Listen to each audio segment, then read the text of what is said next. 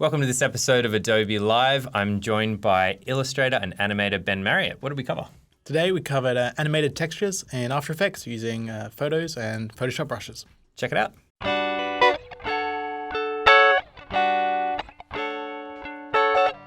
Hey everyone, and welcome to Adobe Live. I'm Flynn. Thank you all for joining us. And I'm joined here by Illustrator, motion designer, animator, Ben Marriott. Perfect. Thank you. Thank you very much, Flynn. It's great to be here again. It's so good. This is your third time on the show. Number 3. Which is super, super cool. And hi everyone in the chat. Tushar, we are starting. How exciting. Hello, Shah. What's up? And Lance, hey, nice to see everybody in here. So if you're watching live on adobeapaclive.com, you can jump into the chat and ask questions. We're going to be here for about an hour. We'll see how we go with questions we can ask during if they're nice and easy. And if we have some more complex questions about process or things that might have a bit of a longer answer, we'll take a little bit of a break in the middle and maybe at the end as well to answer some questions. So you can log in with your Adobe ID to ask your questions. So that's just your Creative Cloud login details in the top right-hand corner, and you can ask those questions. If you're watching on YouTube on demand, feel free to let us know in the comments below. If you do have any questions, we'll check it out. And also suggestions for future content, because we're creating heaps more stuff. So yeah, welcome everybody, and welcome Ben, most importantly. So perhaps for those that haven't seen you on your awesome YouTube channel. Thank you. Or also here on a previous Adobe Live, maybe you could give us a bit of a elevator pitch of who is Ben Marriott in 2019. All right, in 2019, I'm Ben Marriott. I'm actually living at DeVita Loca at the moment as well. Oh, yeah? Yes, Wow. It's inspired by Ricky Martin. Oh my gosh. Motion designer or illustrator animator. I'm kind of maybe thinking about using that phrase more. They're the same thing, I guess. Right. So I'm a freelancer. So I started with a background in design and illustration, and then about 4 or so years ago, I got my love affair with animation began, and I've been making all those designs and illustrations move, and that's what brought me here. So it's keeping you busy too, huh? Exactly. There's a lot going on at the moment. Hey Festus in the chat. Yeah, it'd be great to know where you guys are from as well, everyone in the chat room. So say hello, let us know where you're from. Festus from Wellington. It's always good to see you here. So we're going to get stuck into some stuff. Maybe you could give us a bit of an idea of what we're going to be looking at today. Sure. Well, here is the final animation that we're looking to be creating some certain elements of. Awesome. Actually, that is not the final animation. I've jumped ahead. This is the final animation that we'll be making. So we're going to be specifically looking at the animated textures in this animation. So I'm going to go through my process from creating the original assets in Illustrator, texturing them in Photoshop, importing them into After Effects, and then building some textures of our own using some existing Photoshop brushes and some photos we've taken as well. Awesome. And this is an evil drumstick. This is an evil chicken drumstick. I find drawing chicken is kind of like my crutch that I lean on when I don't know what exactly to draw. So I drew a piece of chicken. I thought, to spice it up a bit, give him some devil horns and some, freaky eyes. I'm getting some Adventure Time kind of vibes from this chicken. There's a lot of Adventure Time influence in my work. A lot of faces on things that shouldn't have faces, and, and personalities that those faces shouldn't have.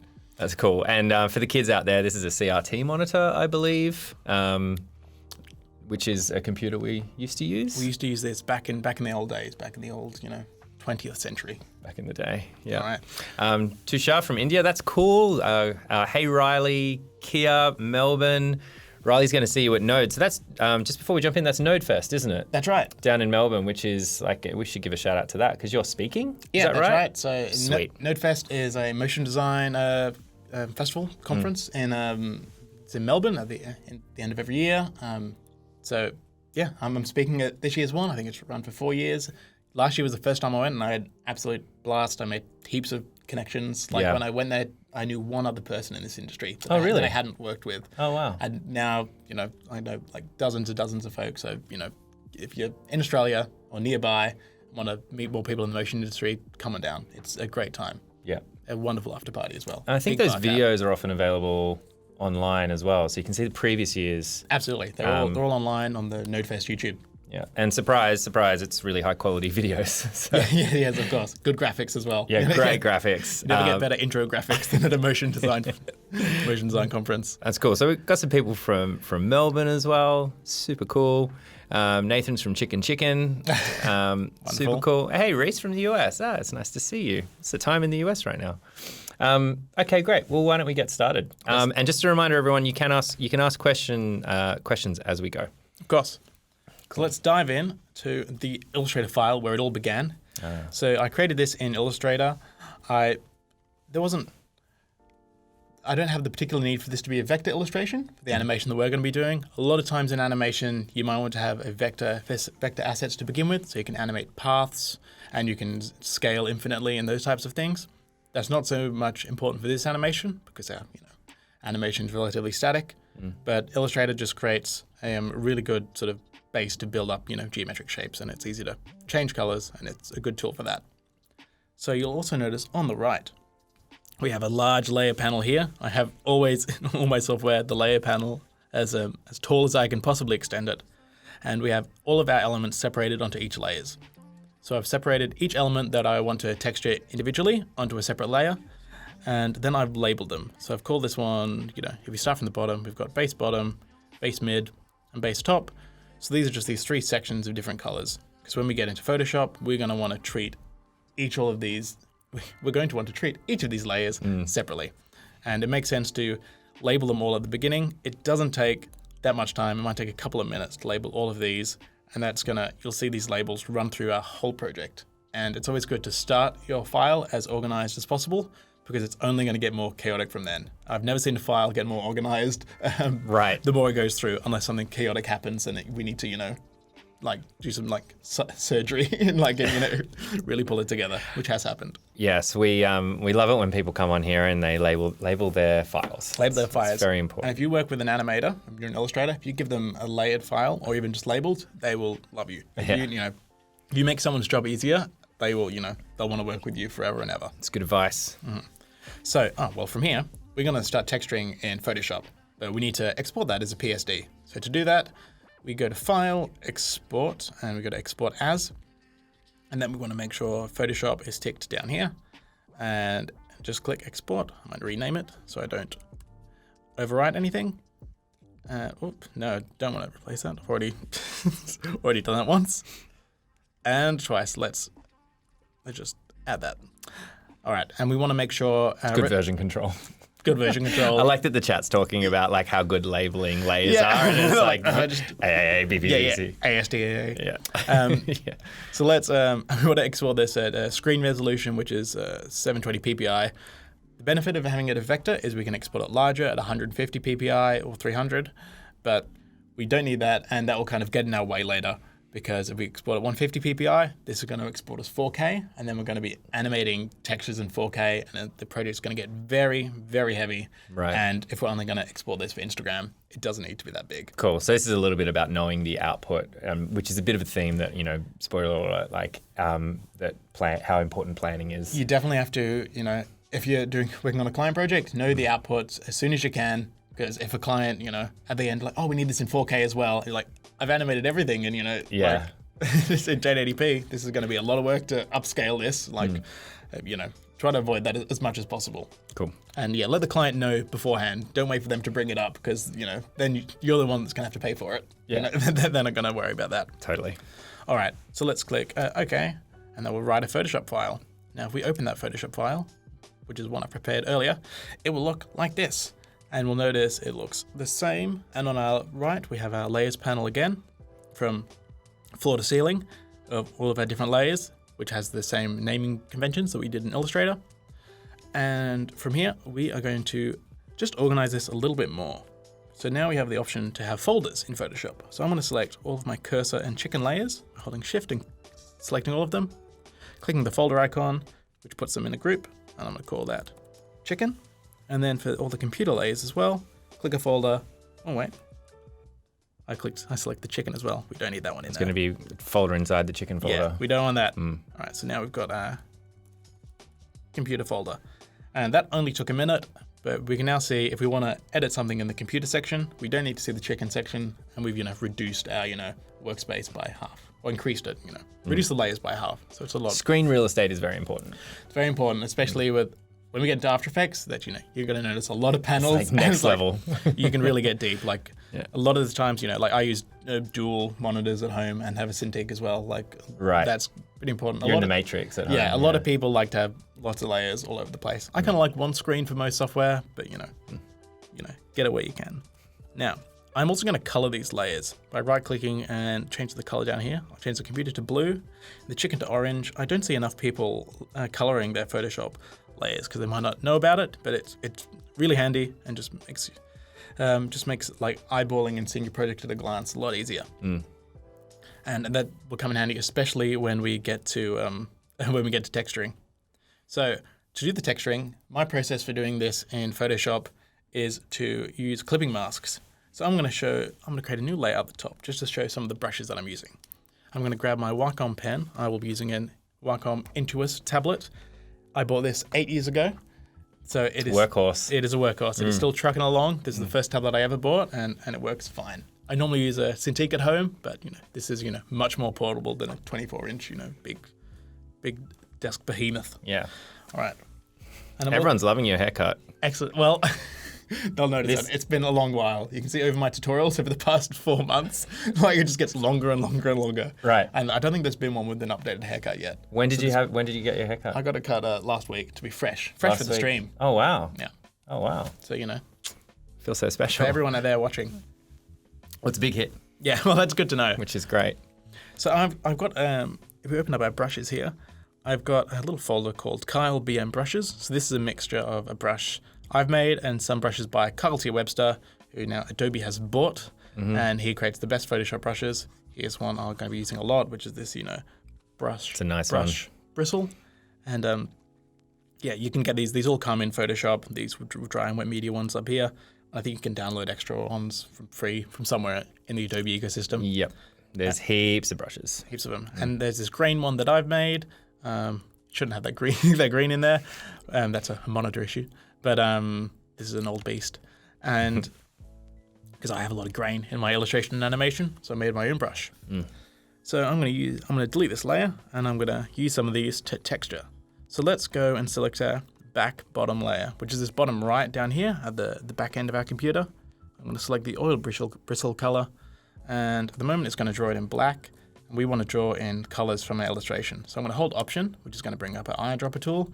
And if we press down, we can see at the top of this circle, it shows the new color, and then the bottom is the old color, which is black. So if we move it along, we can see the different color we're selecting. So I'm going to choose this dark color here inside the monitor. And then, I'm going to create a new layer above this back bottom layer. Only one. And then I'm going to just draw a little bit of shading around here. And I'm going to go a little bit off the element so you can see, because I've drawn this just on a separate layer, all this is separated and it's not confined to this back bottom layer, which we want it to be. You mentioned this before, but are these vector layers? It's one of the questions from the chat. They are no longer vector layers. Right. Once you import these into a PSD, I think they become, they rasterize them. So if you want these to stay vector, you can import the Illustrator file into After Effects and then import the textures separately. But I don't need them to be vector layers for my animation, so I'm not worrying about it. And often if I need certain things to be vector elements, because often I'll need some things to be vector, but not everything, I'd like to just redraw it with the shape tool in After Effects. Right. That's easier. Or you could import the the Illustrator project and take certain pieces and vectorize them. Well, there's a plugin called Overlord we can copy from Illustrator. Overlord's pretty popular. Very popular. I use that a lot. Time saver. There was another question around that do you guys ever copy separate layers in Illustrator and then paste them as smart objects into Photoshop? You can certainly do that. That's a great one. I think that would come as vector into After Effects. I'm not sure because I've never used that in my workflow, but you can certainly do that. I do a lot of the times. If I was to draw something, like if I was to get through texturing this halfway, and I'm like, I really want a third eye on this, on this yeah, guy this here. two-eyed chicken drumstick just doesn't look natural. We really need a third eye. Yeah, I'd copy those layers from Illustrator and, just go in here and, in our chicken layer, paste these as a smart object. And then I've got an extra eye here. Right. That I just, reposition, and that's, a pretty, well, then it'll bring up these windows. Kind of worked. It's pretty good. Yeah, I'm like, well, if you see this illustration updated with a third eye, I can thank you. Yeah, thanks, chat. Good questions. All right. So now, back using clipping masks. So I'm going to use a clipping mask to get this texture layer to be only visible on this back bottom layer here. So I'm going to hold Option. Actually, I'm going to put my pen down. I don't need that anymore. I'm going to hold Option and click on our layer here in our Layers panel. I'm going to hold Option and hover over it. You can see this little icon appears, which is like kind of a square, and then it's got an L-shaped arrow pointing to the layer below. So if we click that, it becomes a clipping mask. The layer gets indented, and a little arrow comes saying, I'm only affecting this layer below me. And we can see now all this texture is confined to the transparency parameters of the layer below it. So this is great for us. When I first discovered this, it was revolutionary to my workflow. So actually, let's create another layer on top and create a clipping mask. And then I'm gonna, with my pen again, create a little highlight on the right edge here with our white layer. I'm just gonna roughly get a little highlight here. And because this is, uses a clipping mask, I can just select with the arrow tool and maybe, just nudge this object left and right, which is our texture. If we want, the image to be a bit subtler, we can push it right to the edge. If we want it to be more obvious, we can edit it here. So you have a lot of options here. So I could get around through texturing the whole illustration and then think, well, my highlights to be stronger. I just have to select all of those layers and just nudge them a bit to the left. Right. So we've got, a lot of options. And, and some keen-eyed watchers may notice I have not labeled these layers. Labeling layers is probably, one thing I go on about the most in all my videos because I think it's very important. But in this situation, it's not that important. That's the quote of the day. Labeling layers, not that important. No. Ben Marriott, 2019. Don't gotta do it. Yeah. Just, Why bother? So why in this case is it less important than our original very strong stance on labeling layers? Yes. Well, in this case, it is because you're going to get less value out of labeling them here. You're going to get diminishing returns. The amount of, because I'm going to create maybe, I've created 2 texture layers for this object, and we're going to cover 20 of them. I might have 50 texture layers. And to rename them, it's going to be a lot of time, and it's not going to make things much clearer. Because at the moment, they say layer 1, layer 2. They're going to go up to layer 50. And then that's not going to be much different than them saying texture 1, texture 2. Right. And once we import these into After Effects, we're not going to see them as layers. We're not going to get the scenario where we have 200 layers and half of them are labeled layer or texture or anything like that. So that's not going to be an issue there. These will all be in pre-comps. And if you notice on the right, because we colored our layers blue at the beginning, our new layers are gray, so we can differentiate them there. And they're sort of indented to the right as well. So it's not going to be a trouble navigating in Illustrator or in Photoshop. And it takes a lot of time. So that's why it's okay to not label these layers, but only this once. Only this one time. Only this one time. Wow. You heard it here first, folks. That's right. And from here, my process would be to go through and texture just all of these layers. So I'd create new clipping masks for this side layer. Let's do one more quickly. Okay, cool. See, create a clipping mask, and then just select our brush, select a color, and just, that's the wrong. Let's undo that. And then select any color you want, and add a bit of texture, get a new layer, and then if you want, and just add some highlights. This is a silly question, but when you're adding like the highlights and do you always use a color picker so that you're limiting the amount of colors that you're using? Or do you bring in new colors during highlights? I try to have the color palette decided beforehand. Yeah. Mainly because I'm not great at color picking. Like if I've got a color palette beforehand, I know, all right, these are the colors I'm limited with. Yeah. And you can kind of create some interesting solutions to problems when you're limited with colors, which I find, really handy. And because we're using, I think I've got 6 colors in here. I think I've got 4 shades of blue, pink, orange, white, maybe 3 shades of blue. And that's more than enough. And especially where we're texturing, because it creates a kind of gradient. Once you build these up, it's going to be a full colored thing at the end. Yeah. I find it's opening a can of worms. I'm like, and I could use every color. Yeah. then I'm like, but which color? Yeah. Well, no. Okay. But now I know, see. like, if I want to highlight, I can choose, you know, if it's a blue, I can choose the lighter shade of blue. I'll choose the white for the rim lights. And if I want to get creative, I can use like a pink. Maybe there's a hot pink light coming from the side. But I definitely experiment with that. Like when I was texturing this for the first time, I'm like, what if all the highlights are pink? And I'm like, no, it didn't work. But Cool. yeah, I definitely experiment with that. Yeah, because one of the reasons I was asking as well was about compression, like turning things into GIFs, because if you limit your color amount, you know, compressing it into it, you can kind of get away with going, oh, can I get away with 64 colors? Ooh, Yeah. Can I get away with 32?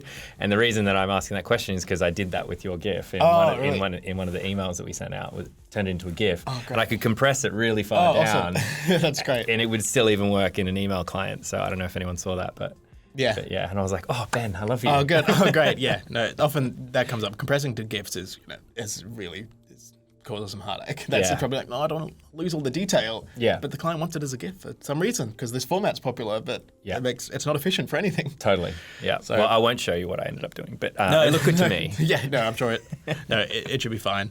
And yeah, but I try not to think about those types of restrictions. It's good to know them if you have them. Yeah. But I've like just make your artwork as good as possible, you know. But I find restricting your colors that helps me with that. Helps to, you know, have a limit, you know. Yeah. Totally. All right. So from here, we're going to jump forward to the whole thing textured, which looks like this. Wham. So we've got a missing eye. That was but fast. yeah. But we have the whole thing textured, and this took me about an hour to do. But this is the funnest part of the process to me because I feel like every stroke you make, you're improving the illustration. I'm not thinking about the composition or any of the really much of the color choices at all, or you know the style or what you know the content is. Like those are the building blocks. The foundation has been designed, and sort of the foundations are built. We're just, you know, adding some polish, some wallpaper, Yeah. and making it look pretty. And you're essentially just applying the exact same technique you showed us before, but just to the whole image. So this is our cooking show. Yes, this is the Works. one I prepared This is the earlier. one we prepared earlier. And so yeah, you can see each of these layers. Some of them have, you know, all these indented ones that are called layer, are texture layers. Some of them have got 4 textures, some only 1. It depends on, you know, depends on which one. And I kind of just go through from the bottom to the top and select, all right, what'll this one look like? And that looks pretty good. I'll go to the next one. And then once I've done a few, I can say, maybe tweak some of the other ones. Yeah. So do it in kind of a pass. But there's not much thinking here, and it's very fun. So this is a perfect time to put on, you know, a podcast or, you know, an audiobook or something of the sort, or maybe Right. an Adobe live stream in the corner. Oh, yes. Second screen. All right. So from here, what I'm going to do is we need to have this ready to import into After Effects. And in Photoshop, you really don't need to do anything at all. You just save this, and After Effects speaks a lot of the same language as Photoshop, so it will import it and take care of everything. So I will jump forward into After Effects, and let's import one of our projects. So I'm going to press File. I'm going to go to File, Import, and I'm going to select one of our files here, Texture A4 Complete, which is our finished texture, and we want to make sure we click Import as not footage, but composition retain layer sizes. Because if we import as footage, it will just import as a still, and we have none of our layers, labeled or otherwise. And we're going to select OK on this menu here. It's pretty much saying the same things. And if we open up that comp that we've imported, we'll see that we've got 5 layers in our timeline here, which is the equivalent of your layer panel in Photoshop or Illustrator. And we've got a texture layer, a chicken layer, you can see if we toggle on and off, and a computer layer. And because we added those groups, those folders in Photoshop to our chicken and our computer layer, they're going to be pre-comped in After Effects, which is very handy. So if we want to go in and make changes to our computer layer, or where we go and animate it, we can see in here, we've got all of our labeled layers that came all the way from Illustrator. So we can see our back bottom layer. If we go into that, we can see it has 3 layers. So this is our first one we textured. So we've got this, you know, square-ish shape trapezoid at the back. And then we've got our 2 textures on top called layer 54 and layer 5.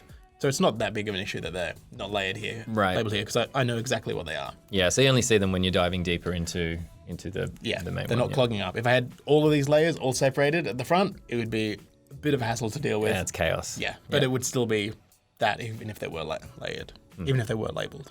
So also, After Effects how After Effects interprets clipping masks is pretty interesting. It uses the preserve underlying transparency feature, which is pretty underrated in After Effects. It was years before I learnt about it.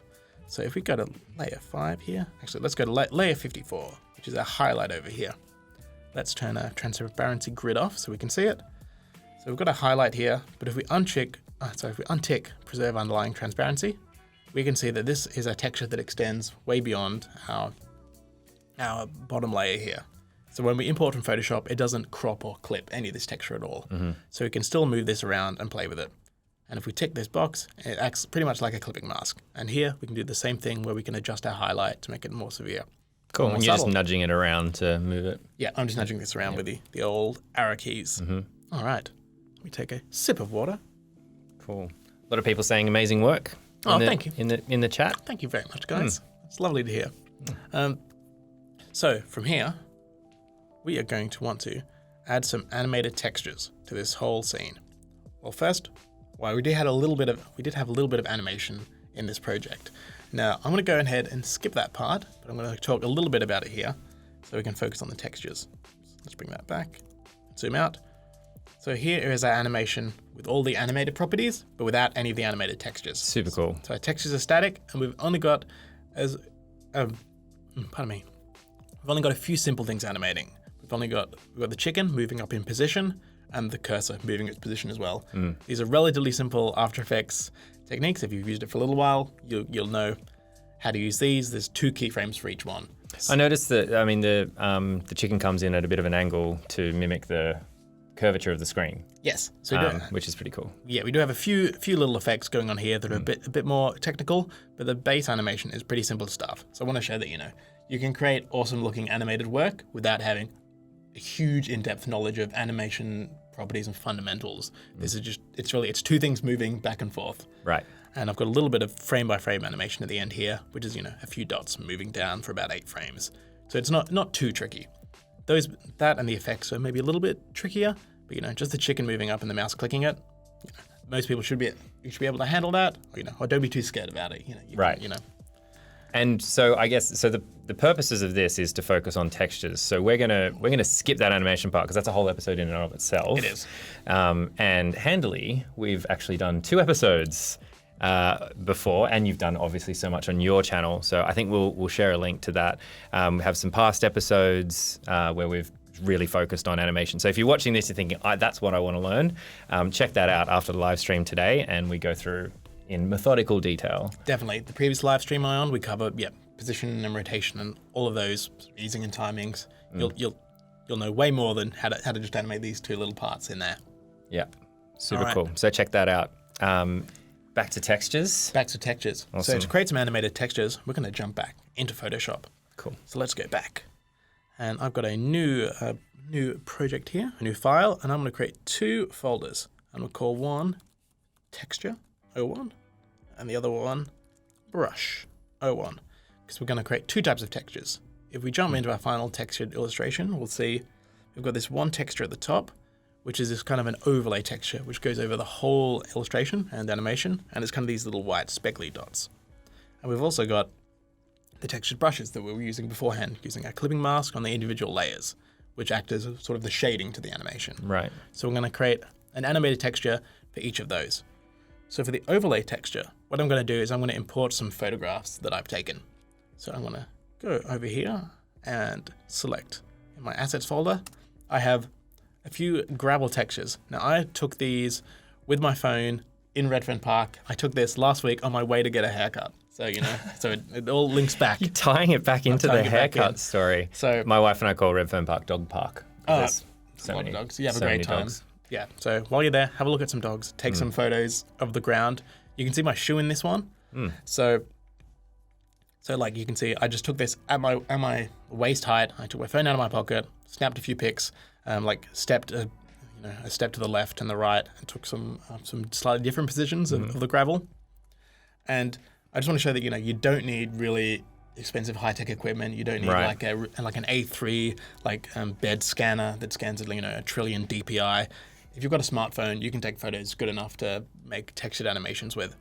If you want to make like an A1 print or blow something up the size of a bus, you might need a high resolution scan, but for like a HD like animation, these will be fine. These are 2,000 pixels tall, and I think this was half the resolution that my phone took them at. So you'll be right as rain. It's so true. It's amazing. I did a 15-minute tutorial on hardware by strapping my phone to one of those lamps that move across like this. That's a great solution. Yeah. Just strapped it in and pressed record and went, I hope this works. And just did the whole thing, edited it, published it like super, super fast. Yeah. It's amazing what you can actually just throw together. Yeah, absolutely. If you said, the time it would take to leave your chair, take a photo, you don't even have to go outside, take a photo of some, the fabric on your couch, the fabric on the jumper you have. You've got lots of textures, within arm's reach. Take your photos, email them to yourself. They're in Photoshop in a few minutes. Yeah. Like it's not an awful lot of work. So I'm going to get these 4 images in, and I'm going to first drag them into our texture folder down here. I'm going to rotate them and scale them up to fill up the screen. They're still size objects, so I'm not, increasing the size here. Still smart objects, rather. Are you used to the automatic constraining proportions in Photoshop? Or yes. You're used to it now? Of it automatically? I kind of... You know how you used to have to hold down shift to constrain proportions when you stretch? You know what I'm talking about? I didn't know that. So if you just do it now, constrains permanently. Oh, awesome. Oh. So you only need to hold down Alt. So I'll hold down Alt. But, wow. I've learned something. This is great. I helped. This is wonderful. All right. Use that, everyone. There we go. I'm working for Adobe, and I still hold down Shift occasionally and say, oh no, why is it going crazy? I only upgraded Photoshop recently, and I'm like, this isn't quite, what's going on here. Yeah, so that's why. You've solved my problem. There we go. PSA to anyone out there. Great. All right, now here, the only thing I'm going to rasterize these layers here first, so we can edit them a little more. And I am going to, the only adjustment I'm going to make is to desaturate these layers. And that is because even though they look a bit grayscale here, if I open my hue saturation panel with Command-Shift-U, let's undo that, Command-U, and drag down the saturation, you can see there was quite a lot of red in that image.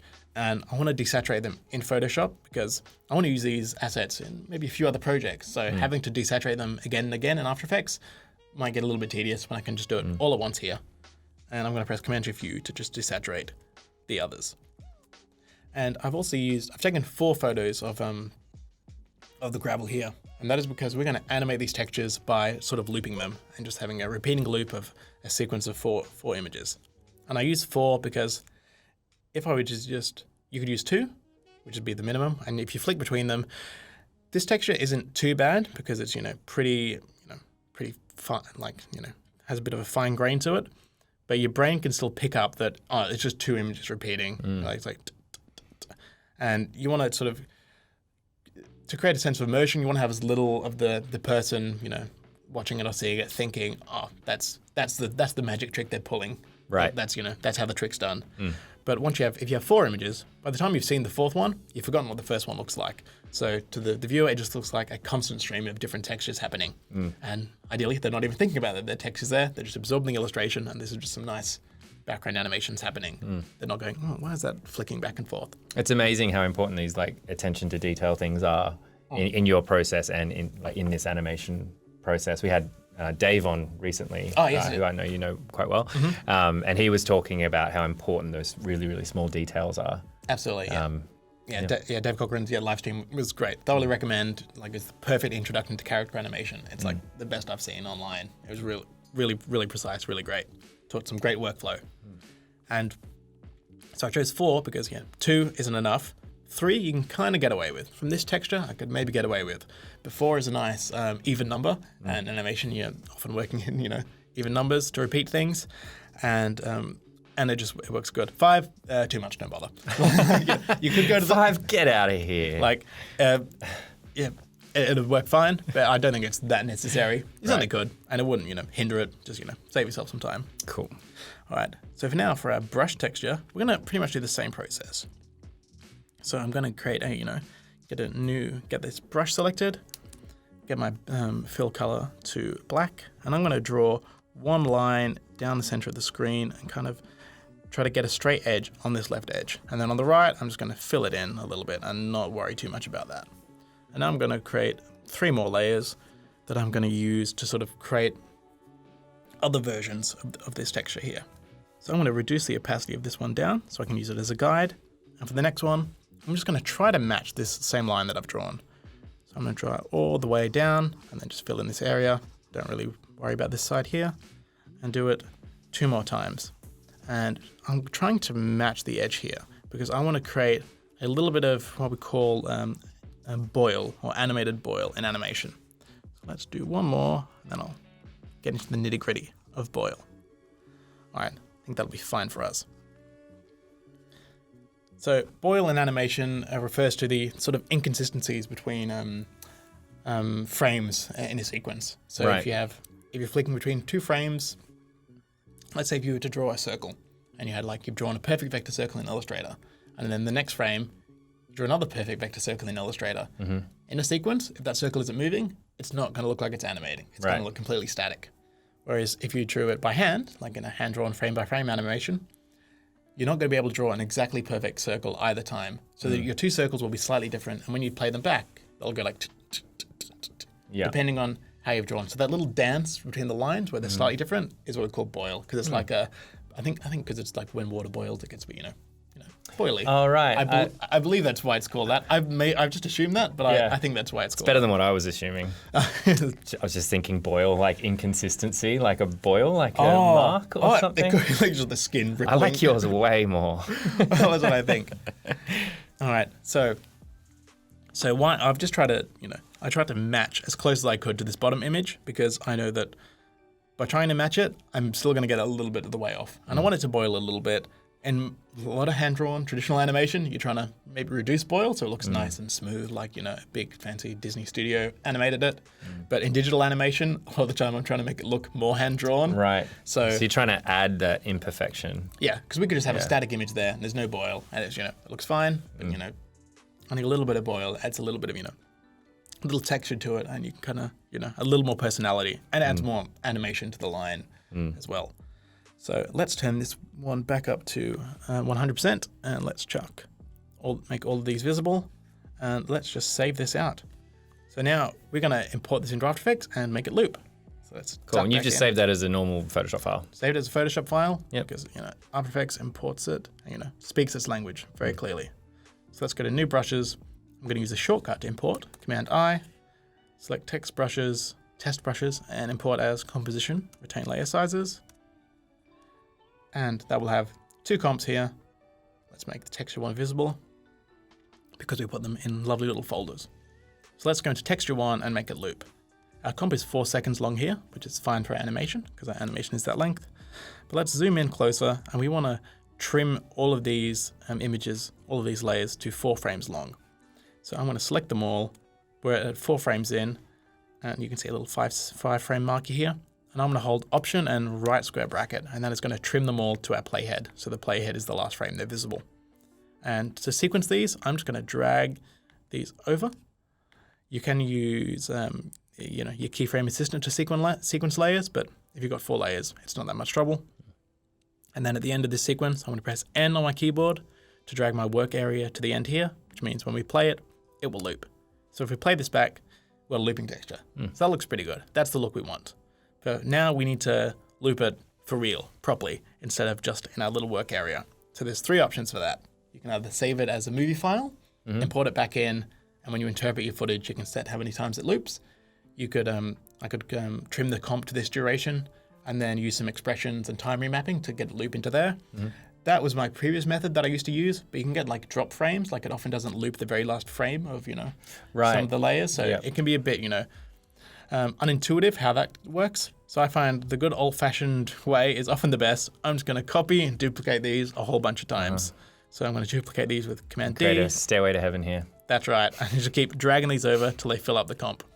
What I am going to do is I'm going to recolor these first 4 layers so that if anyone, or even me in the future, opens this project, they know these 4 layers are special, which means they're the original layers. So in case we decide, one of these layers is bad, let's get rid of it, we know which one it is. Like, hey, there's a shoe in the corner of this one. Yeah, exactly. Something like that. We can delete all the copied ones and then remove that one and, ignore that. And it doesn't take long. I'm going to duplicate and fill out this comp in a matter of seconds.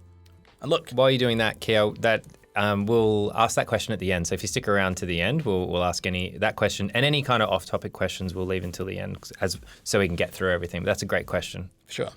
Now let's do the same with our other brush layer. So let's zoom right in to our 4th frame. Oops. Select all of them, copy that down, put them in a sequence. Shorten our work area. And now if we watch this brush back, we can see this is animating really nicely. We can go back and check to see if there's any frames that are maybe slightly out. These all look pretty good. But if you notice that, if one frame you drew a bit too far to the right, like this one is here, and you'll see in the motion it's a bit steppy, like this. So we can just select this, sort of eyeball it against the other frame, and just nudge it back with our arrow tools. And now it looks a bit smoother. All right, so I'm gonna jump ahead to ones I've prepared earlier, and we're going to have a look at some more brushes that I've made. You wish you could do that in real life in animation? Yeah, exactly. So let's jump into, brushes prepared, and I have this library of brushes, and I use the exact same process for this. So I've got 4 different texture brushes varieties, so I've got different options. We can have a tighter edge on the left here, a rougher sort of looser edge here, a bit of a gradient, my grain, and then our little gravel edges as well. Which one's your favorite?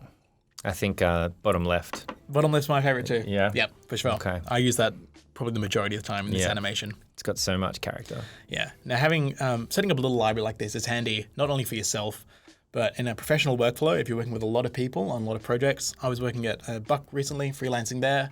We had a project that had a lot of textures. So I created a texture library for everyone to use because I worked with there's a dozen animators and we all had to animate the backgrounds of a lot of our scenes individually.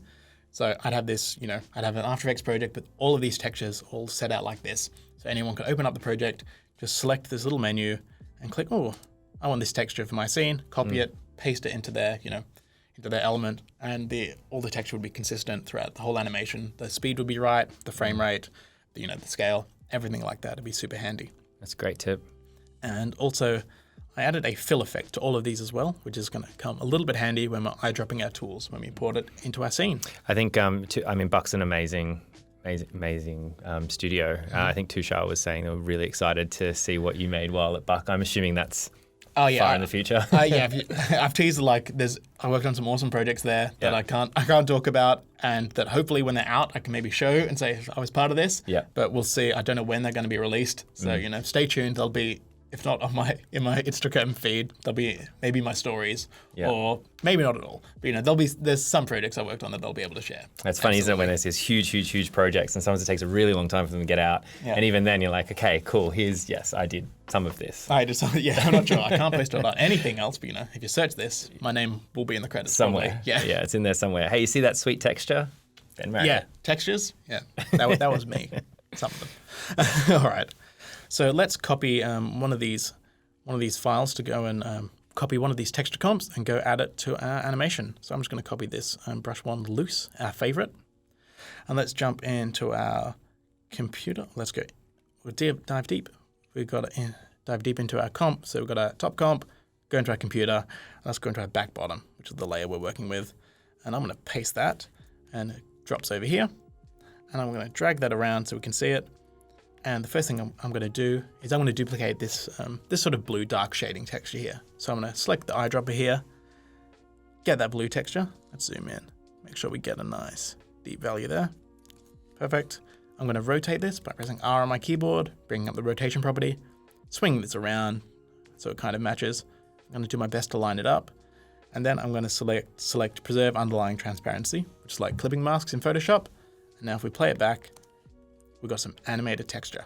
Look at that. Look at that. I might nudge it a bit to the left because, I can't see all the frames and how far they animate. That looks pretty good. And now I can hide our existing static texture underneath, and we're left with just the animated one. Do you always leave that layer there and just hide it, or do you delete it, or? I always hide it because I'm paranoid, that I might need it later. Right. There's not really much reason why I would. Yeah. You're like, I never have, but just in case one day. Yeah, one day I'm like, I need a layer. Like if the client comes back and says, we need all those layers static. I'm like, but I've already set up and animated this thing. There's ways to get around that. So unless I need to delete it out of space, I don't really bother. Cool. because it's not going to take up much, it's not taking up much hardware, Right. Capabilities. But let's be daring. Let's delete it. Now let's go back into our library, and I want to select this sort of tighter texture here for a highlight. So I'm just going to copy that, Command C, and let's go back into our back bottom layer, paste that, drag this over to the right. We can line up our layer.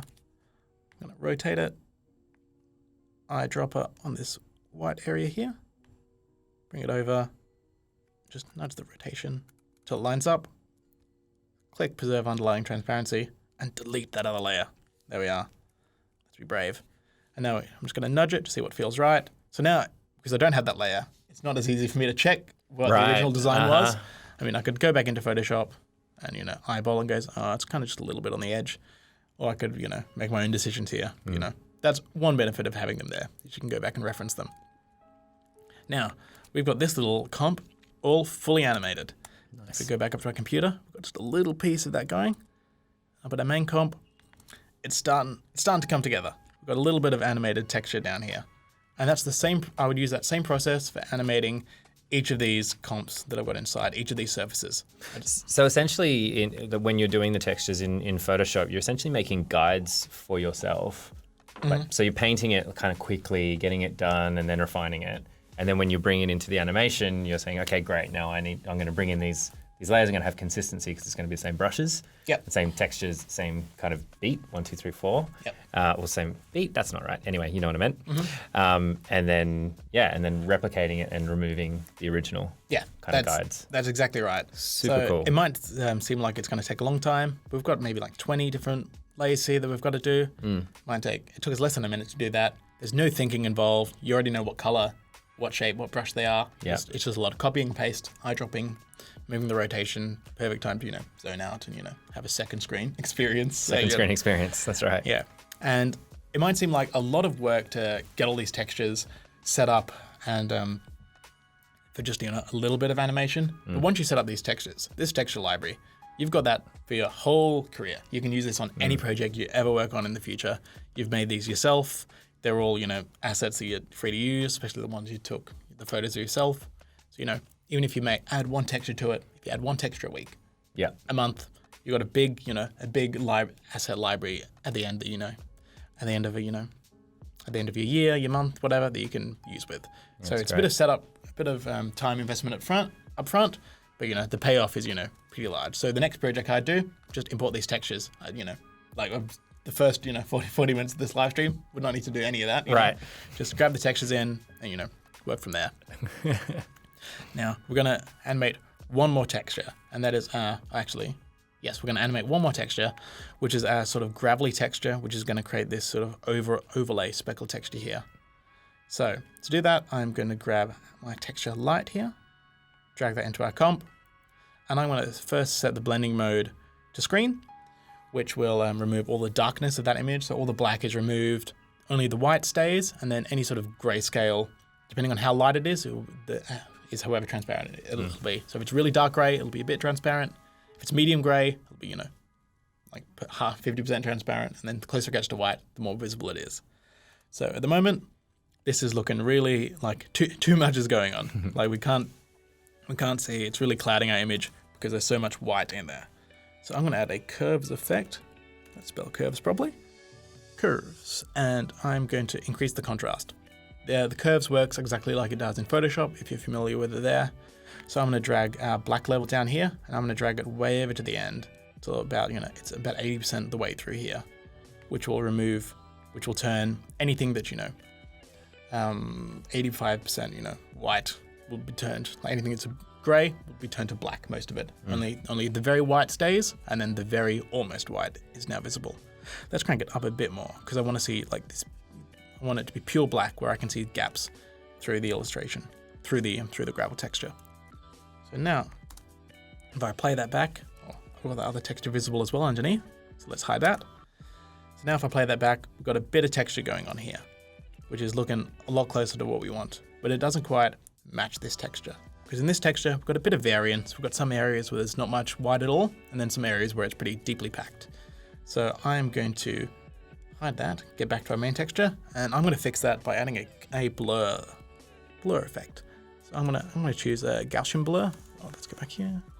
Gaussian blur or Gaussian, depending on your persuasion. And I'm gonna chuck it above curves in my layer stack. So this will So this will blur this texture layer, and then we'll apply this really harsh contrast to it. So I'm gonna take it up from 0 blurriness up to 1. You notice there's not much happening. But if I take it up to 2, then we start to disappear a lot of our grain. Let's take this contrast down a bit to see what we're working with. So what's happening here is we are, without the blur, we've got all these pixels here. Let's actually turn this to normal mode so we can see what's going on. So with this curves layer, we've turned most of our grays into black. And then we still have these little layers here, which are, these little elements which are, just a few pixels wide of white. But when we blur them, they turn into a darker gray. They turn into gray because the picture's next to them. So blurring will sort of just even out all the colors. Right. And because they're surrounded by, a dozen gray pixels, that white pixel is going to turn ever so slightly gray. The smaller it is. And then our contrast is going to crush it to black. So only the biggest white pixels, the strongest. Survival of the fittest. Wow, survival of the fittest. Survival of the fittest. I didn't realize animation speckles. was so harsh. It is. Look, it's unrelenting. And now if we change the mode to screen, got a nice speckly texture here. That is a really cool technique. Yeah, so that's handy thing to do, and that's just something I've learned. Ideally, I would have, found a texture that I wouldn't have to do that with, and maybe scanned in some paper or card where we've got some, some scratches or some wear through. But, you can manipulate your texture using lots of the tools in After Effects to get, the effects you want, even if, if you're not being given ideal assets, you can, you can manipulate them to a fair degree. And this kind of works on a lot of textures because pretty much any image file will have, once you up the contrast, you're going to, and you up it this much, if you remove all the black, you're going to have a little bits of speckles of white anyway. So, I've found this that works well. Yeah, it's great. And then, so if we continue to do, fill out all of these textures for all of these layers, we end up with this final product that we saw at the beginning, where it just has a lot of life to it, and all these elements sort of, they just have a little bit of, they're just dancing. Maybe the light's flickering, maybe something, who knows? But it just makes it, a little more exciting than a static image. Super cool.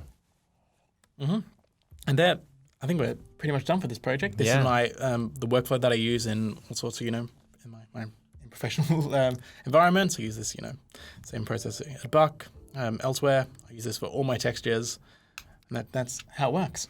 So, shout out to everyone in the audience. If you do have questions, now's the time. There's a couple in there that we'll get to because we've got a little bit of time to have a chat. One of my questions was in regards to building that library you spoke about. Like, do you just create a single After Effects file and house everything in there and just save that to a cloud system somewhere and just import it that way? Or how do you save it? That's pretty much, what I do. So I have this little folder down here, which is my brushes prepared folder. Right. So I could, I would create a new After Effects project that would just be my brushes. I'm not thinking about anything else in the project. Maybe have some reference files in there, so I could reference the style frames and see how the textures look.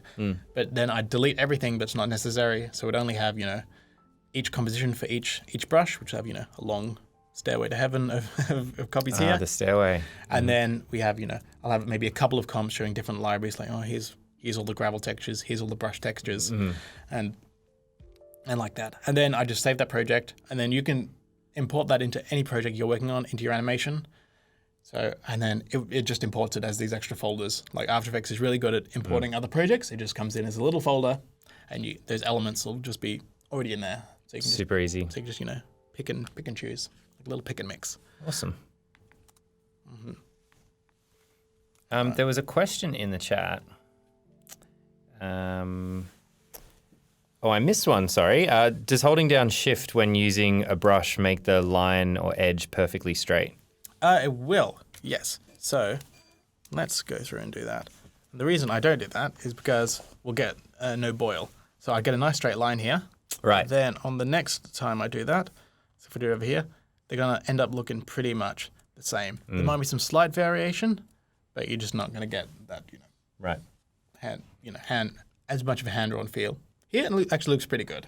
But if you were to use, a pretty, a standard, safe, rounded brush, like that's going to look identical. You may as well draw a rectangle to get that might as straight well be edge. vector, right? Yeah. Cool. I mean, it's a great question and brings it back to that boil. Oh, for sure. That boil thing. Definitely. Really. But those, it could probably work reasonably well because the brush is so textured, and the way depends on how the brush is formatted. Sometimes it generates a new line depending on your position in the comp. Right. So, depends on how much variation you have there. Cool. Yeah, cool. Great question. Where do you get your inspiration for your characters? I saw some Adventure Time in there. Yes, definitely. I'm a big fan of Adventure Time and Rick and Morty, maybe. yeah, like lots of, things. At the moment I'm trying to make, because I like drawing like faces on things that aren't meant to have faces, and I normally put like a cute face on there, and now I'm trying to, make it seem a bit more grown up and mature, so I don't get, pigeonholed. He just makes cute kawaii art. Right. Like, no, it's dark, it's evil, it's a bit messed up, and like at least to try to have a bit more, make it a little bit sinister and balance those methods. But, I get inspiration from everywhere, really. A lot of other artists, that I follow. I can go and see, like, oh, I like how they've done that and get inspired by that way. But, yeah, just anything, a lot, really. Just, it all comes in, like the funnel of the input. And Right. then it comes out as chickens with And here we are. chickens with horns. It's awesome. I think it was Kay. Maybe asked this question. Sorry, I forgot your name wrong. Key was it? Key T. A little while ago, slightly off topic, but do you have any advice for reducing render times for projects containing lots of moving textures? And the example was, I'm currently rendering 20-second piece with loads of MP4 textures, and it will probably take 3 hours. 3 hours for 20 seconds. Yeah, that's pretty severe. It depends, like There's a lot of variables in there. lot of variables in there. Like because this project, it's fairly for like a 4-second animation. This is pretty chunky. Like you can only reduce it so much. Animated textures is something you just got to deal with because every element you've got 4 frames of something. It has to be masked out by something. So the computer, to render 1 pixel of that, your computer has to think about all the different layers and decide how it's going to show that pixel. Like, is it this layer? No, because this texture layer is on top, but it's clipping this, and then that's 4 layers deep inside that. The best way is to, just try to keep your project as like small and nimble as possible. Like reduce any effects you don't need. Like we've got a blur effect over the whole thing, which causes another, Right. like that blur effect on top of everything probably adds, maybe 10% to the render time, maybe even. Like you just got to like choose your battles, really decide what effects are necessary.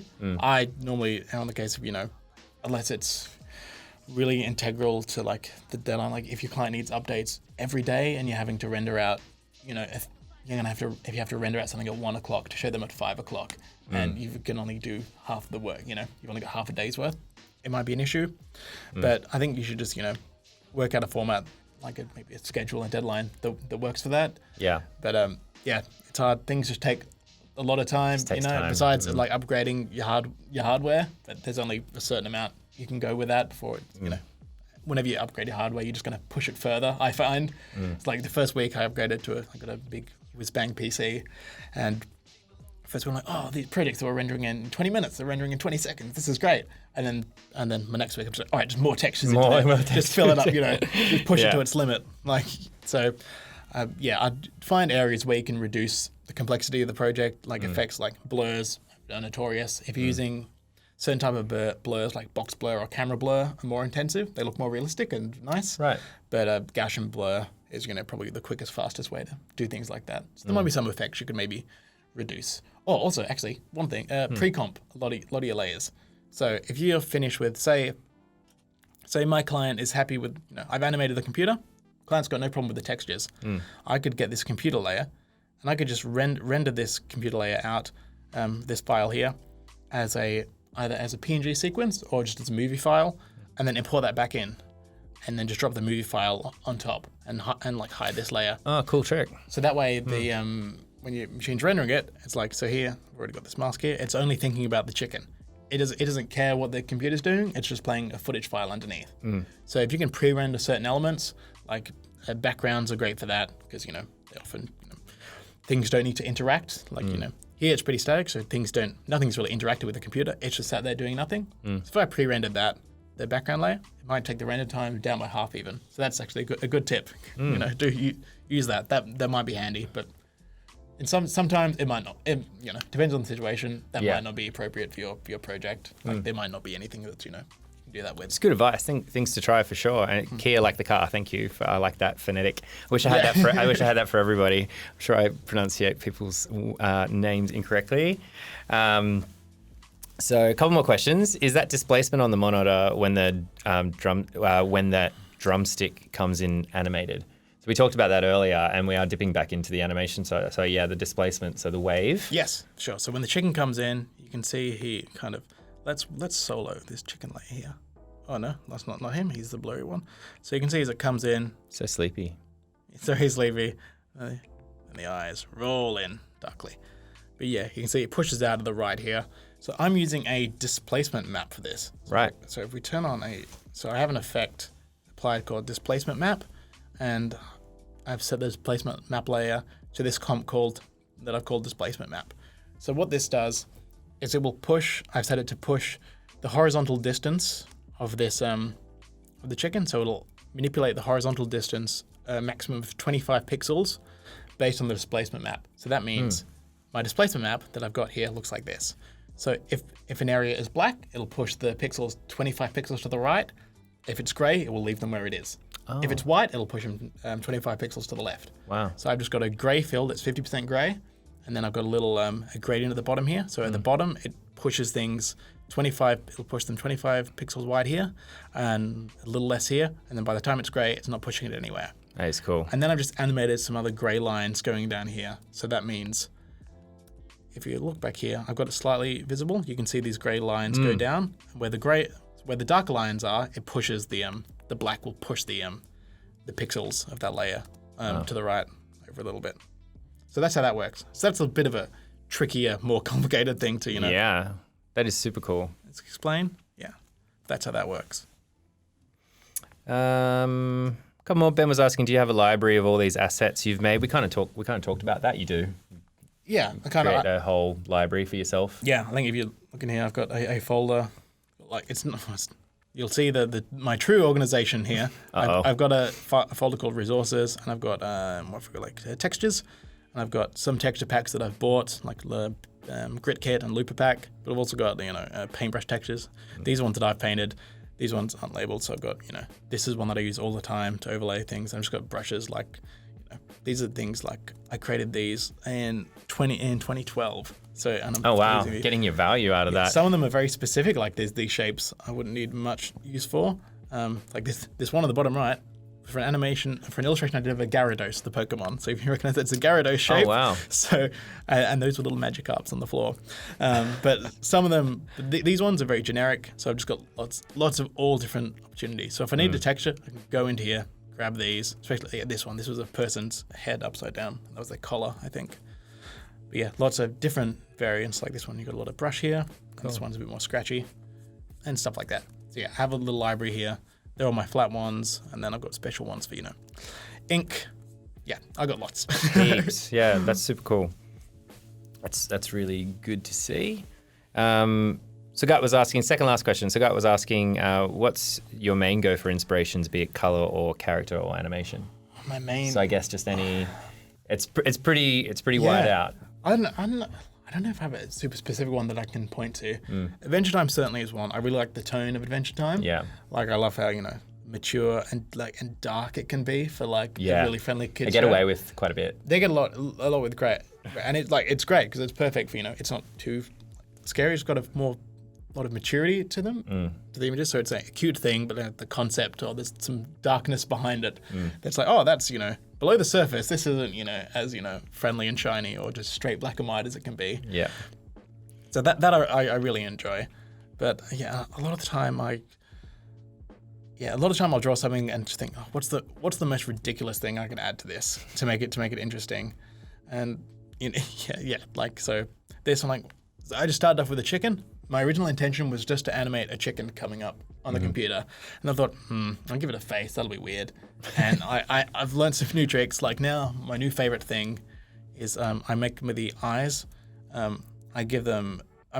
offset the pupil slightly so it looks a bit derpy, like eyes are going in either direction. Right. So they're close to the edge of the eye. And one thing I discovered while animating this is the eyes rolling in from the top. I think it's really cool and dark. Yeah. I'm going to use that a lot more. Also, coloring the eyes as well, like not white. I saw, actually, our director who works at Buck, Lucas Brooking, one of his illustrations I saw had these really bright fluorescent yellow for the white of the eyes. And I thought, that looks really dark and cool. I'm always looking for little moments like, how can I add a bit of more coolness to my art? Nice. It's got a cute little face. I'll give it fangs. Fangs, first of all. Fangs. Horns. Yep. I've given it a bit of a drippy, it could be either blood or drool. Eyes coming in from the top. And color in the eyes. And, some little, the bags in the eyes sort of half open or closed, like it's, sleepy or, intoxicated or anything like that.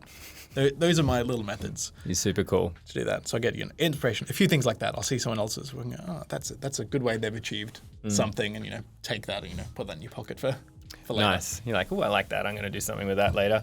And Amanda was just asking, last question, are you freelancing now and how did you find work when you started? Yeah, so Great I'm question. freelancing now. I started freelancing February last year, so it's been maybe 18 months.